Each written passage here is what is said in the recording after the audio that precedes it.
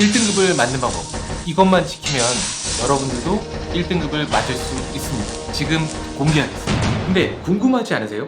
너는 뭔데 이런 말을 하는지, 어떤 자격으로 이런 말을 하는지 제가 본 2번의 수능 성적표를 공개해 드리려고 합니다. 보여주세요. 보여주세요. 첫 번째 수능 성적표를 보면요, 언어를 보시면 원점수는 120점 만점에 83.6이고 100분위는 46.31%예요. 지금 등급으로 따지면 5등급입니다. 그리고 수학은 원점수 80점 만점에 36.0이고요 100분위 퍼센트는 상위 43.82%예요. 지금으로 보면 5등급이 되겠죠, 그죠? 수리탐구에서 과탐은 원점수가 72점 만점에 52.5고 퍼센트로 따지면 상위 61.3%입니다. 6등급이죠. 탐은 40.5, 등급은 4등급이죠. 외국어는 68.5고요. 퍼센트는 상위 31.84%예요. 1년 뒤에, 방금 전 성적표에서 1년 뒤는 어떤 점수를 받았는지 한번 보시면요. A few moments later. 언어는 120점 만점에 105점, 100분위는 99%, 상위 1%입니다. 그리고 수리탐구형은 80점 만점에 만점이고요. 상위 1%입니다. 과학탐구는 72점 만점에 61점인데 상위 4%라고 보시면 될 것 같고요. 사회탐구는 죄송합니다, 상위 89%니까 일단 사탐은 제가, 자, 그리고 외국어 영역은 상위 26%, 그래서 3등급 이렇게 돼 있습니다. 그러면 단 10개월 만에 어떻게 이런 성적표가 가능했는지 천천히 제가 설명해 드리도록 하겠습니다. 끝까지 시청해 주시기 바랍니다.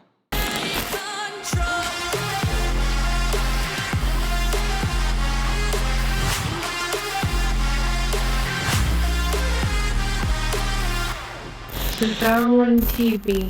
첫 번째는 일단 효율성이라는 단어를 머릿속에서 지우시기 바랍니다. 사실 이 첫 번째가 앞으로 말씀드릴 방법 중에 가장 어려운 방법이라고 생각을 합니다. 최단 시간에 등급 올리는 거, 한 달 만에 마스터하기, 이런 광고 카피들을 많이 보셨을 텐데요. 마치 어떤 상품에 알바를 고용한 댓글에서나 볼 수 있는 이런 얘기들은 저는 절대로 없다라고 생각합니다. 말이 안 된다라고 생각을 해요.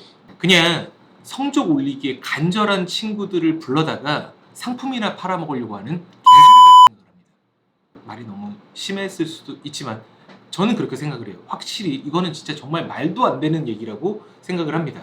공부는 일단 엉덩이로 하는 겁니다. 다른 거 다 필요 없고 그냥 오래 앉아있는 게 최선의 방법입니다.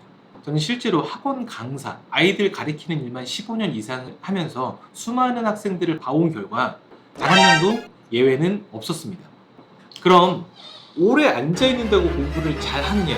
그것도 아니에요. 두 번째 방법은 자신을 정확하게 알아야 한다, 이겁니다. 내가 그 과목에 재능이 있는지 없는지를 정확하게 파악하셔야 됩니다. 절대적인 평가라든가 적성 검사를 보라는 뜻이 아닙니다. 이건 첫 번째 제가 말씀드린 그 방법, 오래 앉아서 공부하다 보면 내가 이 과목에 재능이 있구나 없구나를 반드시 느끼게 됩니다. 아마 느꼈을 분들도 계실 것 같아요. 여러분들이 그 과목에 대해서 재능이 없다라고 느끼셨다면 포기할 거는 포기해야 합니다. 개인적으로 저는 제가 영어 감각이 떨어진다는 걸 알았어요. 듣기도 못하고 문법도 못하고 독해도 못하고. 저는 영어에 재능이 없다라고 판단했기 때문에 영어 문법을 포기했습니다. 그냥 독해 위주와 듣기만 공부를 했어요. 단어만 열심히 외우고 듣기는 잘 안 들리니까 대본하고 같이 이렇게 공부를 하고. 왜냐하면 10달을 내가 문법을 한다고 했다고 하더라도 저는 다 맞출 거라는 자신이 없었어요.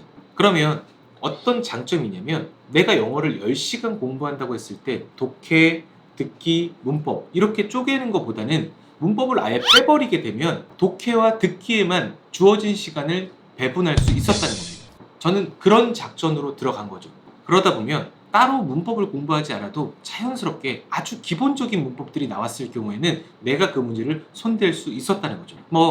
수능에 제가 1등급을 받지 못했지만 그래서 이 방법이 좋다라고 말씀 못 드리겠지만 전반적으로 이렇게 했기 때문에 다른 과목의 성적을 올라갔다라고 저는 생각을 하거든요.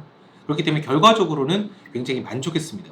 여러분들이 수학에 재능이 없다라고 느끼신다면 21번, 29번, 30번은 포기하세요. 포기라는 극단적인 단어를 쓴 건 맞지만 대신 다른 문제를 타겟팅하라는 겁니다. 수학에 할당된 그 시간 동안 다른 문제를 집중하시라는 겁니다. 그리고 나서 수능을 보기 전에 나머지 문제들에 대한 접근이 어느 정도 수월하게 된다면 그때 21, 29, 30을 다시 한번 보시는 겁니다. 그러면 반드시 세 문제 중에 단 한 문제는 풀 수 있는 문제가 보일 겁니다. 수학의 1등급은 이과 기준으로는 높아야 90이죠. 문과 기준으로는 88점입니다.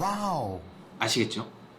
세 번째는 계획을 세울 때 쉬는 날을 만들어랍니다. 작심삼일이라는 얘기를 들어보셨죠? 작심삼일은 무리한 계획을 세웠을 때 일어나는 일입니다. 그냥 계획을 세운다고 다 작심삼일이 되는 건 아닙니다. 공부를 잘하지 못하는 친구들은 그 계획표를 한번 제가 살펴보면 엄청 많은 시간을 공부하는 타이트한 계획표를 세웁니다. 보기에는 참 좋아 보이거든요. 하지만 안 하던 일을 하면 병이 나는 것처럼 평소에 공부를 많이 안 했던 친구들은 오래 앉아서 공부하는 것에 익숙하지 않고 하루 이틀은 어찌어찌 한다고 하더라도 3일을 소화해내기는 힘들고 그러면 다시 4일을 쉬어요. 다시 계획을 세우고 몇 번 반복하다가 아, 나는 공부가 체질에 안 맞는구나 라고 하고 포기를 하는 수순을 밟고 있습니다. 그러지 말고 계획표에 쉬는 날과 쉬는 시간을 반드시 만들어주세요. 정말 과하다 싶을 정도로 많이 만들어도 괜찮다라고 생각을 합니다. 장난으로 계획표를 만들지 않는다면요. 대신 그 쉬는 날과 쉬는 시간은 무슨 일이 있어도 지켜야 되는 겁니다. 공부는 절대 하지 말고 평소에 본인이 하고 싶은 드라마를 본다든지 핸드폰을 한다든지 게임을 한다든지 이런 일을 하시라는 겁니다. 저는 수능 전주까지도 일요일날은 반드시 쉬었어요. 그냥 월화수목금토는 열심히 공부를 하고 일요일날 하루는 쉬는 날을 만들었습니다.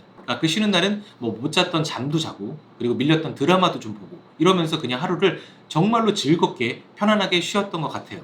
여러분도 반드시 쉬는 날 하루는 넣어줘야 된다라고 저는 강력하게 말씀을 드립니다. 자, 네 번째입니다. 네 번째는 자신의 공부 방법을 믿어랍니다. 인터넷에 보면 의대생 1등급 맞는 비법, 수능 만점자가 말하는 1등급 맞는 비법, 상위 0.1%의 공부법 이런 것들을 절대로 보지 말라는 얘기입니다. 메시가 하는 축구 강의가 도움이 될까요? 페이커가 하는 롤 강의가 도움이 될 거라고 생각을 하십니까? 뇌구조가 다른 사람의 이야기를 들으면 여러분이나 저나 뇌구조를 바꿔야 돼요. 물론 그들이 엄청난 노력을 했다는 건 인정합니다. 하지만 그 노력도 그들이 가진 재능이라고 생각을 합니다. 여러분은 4%가 필요한 거지 0.1%가 필요한 건 아니지 않습니까? 재미로 보세요. 아, 이런 사람들은 이렇게 공부를 하는구나. 아, 이런 사람은 이런 방식을 썼구나. 그런데 보다 보면 신기하고 되게 쉬워 보이고 따라하고 싶죠? 그러니까 보지 말라는 겁니다. 제일 좋은 공부법은 지금 여러분이 현재 하고 있는 그 방법이라는 확신을 가지시길 바랍니다. 설령 더디고 내가 발전이 없는 것처럼 보여도 공부라는 것이 원래 그래서 어려운 겁니다. 그 점을 명심하시길 바랍니다.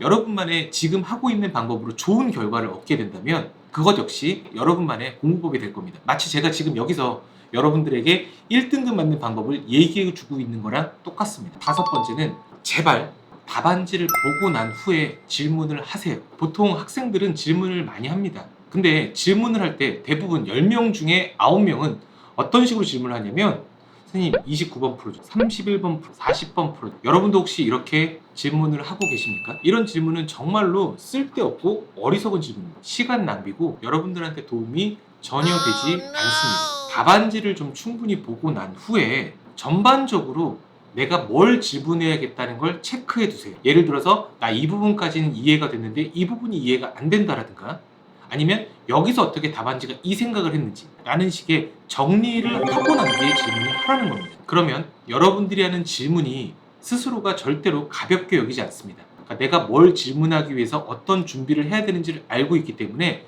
최소한의 그 정도의 준비를 하고 난 후에 물어보시기 바랍니다. 그럼 질문을 준비하는 과정에서 전체적인 문제를 다시 한번 정리할 수 있게 되고 그러다 보면 어떤 문제는 질문도 하기 전에 본인 스스로가 이해가 되는 점도 생겨요. 하지만 그냥 아무 생각 없이 내가 이 문제를 틀렸으니까 아니면 봤는데 모르겠으니까 질문을 한다 라는 식의 생각은 굉장히 잘못된 질문이라고 꼭 여러분들이 인지하셔야 돼요. 이것만 잘 지켜도 사실은 충분히 많은 발전을 이룰 수 있다고 생각합니다. 그래서 답안지를 적극 활용을 해라 라는 게 일단은 제가 말씀드리는 얘기입니다. 자, 이제 마지막 6번째입니다. 마지막 6번째는 사실은 첫 번째, 두 번째, 세 번째, 네 번째, 5번째 중에서 가장 중요한 6번째라고 생각을 합니다. 그게 뭐냐면요, 제 채널을 시청하라는 겁니다. 앞에서 말씀드린 부분을 각 테마로 잡고 영상을 준비할 예정입니다. 그래서 지금은 간략하게 내가 어떤 사람이고 어떤 생각을 가지고 있는지를 여러분들한테 말씀을 드린 것 뿐입니다. 여러분이 아까 제가 말씀드린 쉬는 시간과 쉬는 날을 잡아라 있죠. 그 계획표에 지금 제 채널을 시청하는 걸 꼭 계획표로 세워놓으시기 바랍니다. 그럼 반드시 도움이 되는 영상으로 보답드리도록 하겠습니다.